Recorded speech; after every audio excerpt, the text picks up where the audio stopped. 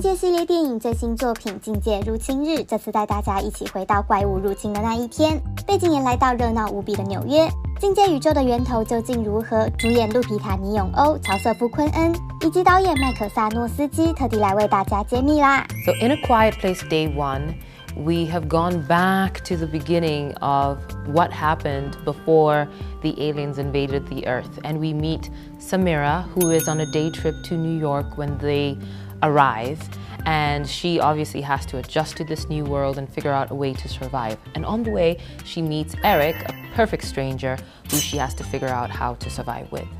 An audience is really forced to survive their own thoughts as they're watching these movies because it's quiet, so you have a lot of time to hear yourself. And I think that's what makes them so intriguing and so popular. I think fans are going to be excited to meet a whole new host of characters in a world that they're familiar with.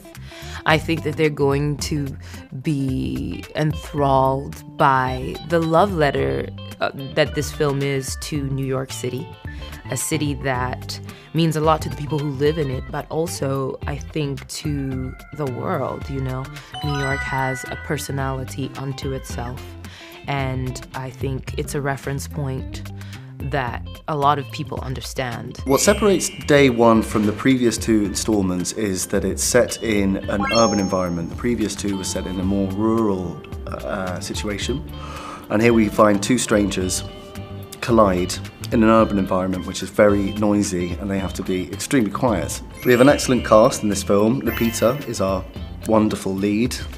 She plays Samira brilliantly, and the prospect of working with her was something that I couldn't really believe or deny. Alex Wolff is in it. He'll be doing his thing in it, quietly. That first Quiet Place movie was extremely memorable for everyone because it's easy to kind of say, oh, okay, like monsters that don't make a sound, or that don't, like, you can't make a sound around, like that's a cool idea, but it was watching how it was executed in a way where that was interwoven with like the form of the film so much. I mean, the sound design in that and how that plays with the main characters, and it took sort of that concept and went beyond it and made it into such like a quality thing. It kind of elevated it and made it very character driven, and I think honestly that was the main thing, was these are movies about characters. It's a movie about a family in the first and second one, and in this one I just wanted it to be very character focused, and everything was kind of lensed through that. In a lot of ways in the other movies, the real heart of it is making sure that the character stories are playing.